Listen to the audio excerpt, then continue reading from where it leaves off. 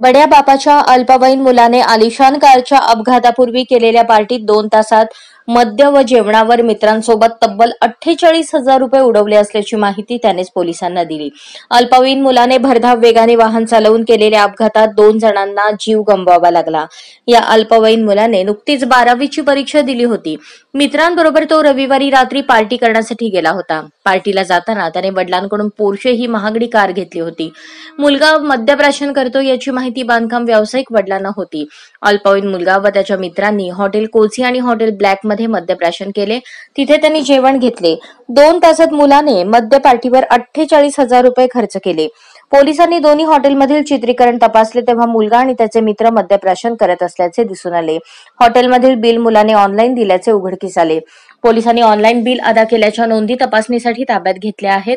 पोलिसांनी मुलाच्या रक्ताचे नमुने तपासणीसाठी ससून तसेच खासगी रुग्णालयात पाठवले आहेत। अद्याप रक्त तपासणी अहवाल पोलिसांना मिळालेला नाही। दरम्यान अल्पवयीन मुलाला जामीन देताना बाल न्याय मंडळाने त्याला 15 दिवस येरवडा विभागातील ट्रॅफिक कॉन्स्टेबल सोबत वाहतुकीचे नियोजन करावे, अपघातावर निबंध लिहावा या अटी शर्थींवर जामीन दिला। पण मुलाने अटी शर्थींचे पालन केले नसल्याचे समोर आले आहे। जामिनाची ऑर्डर आम्हाला अद्याप मिळाली नसल्याचे वाहतूक पोलीस आयुक्त यांनी सांगितले तर ऑर्डर दिल्याचे बाल न्याय मंडळाकडून सांगितले जात आहे।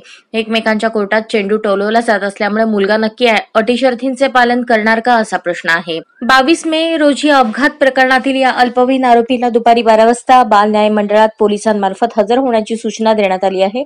या गुन्ह्यात कलमवाढ होऊन आरोपीला सुधारगृहात ठेवण्याची शक्यता आहे। बाल न्याय मंडळाची ऑर्डर वाहतूक पोलिसांना मिळालेली नाही। जामीन मंजूर झाल्यापासून अटी शर्थींची पूर्तता आरोपीला करावी लागते असे पोलीस आयुक्त वाहतूक शाखेचे रोहिदास पवार यांनी सांगितले। आजच स्मार्ट महाराष्ट्र न्यूज चॅनलला सबस्क्राइब करा।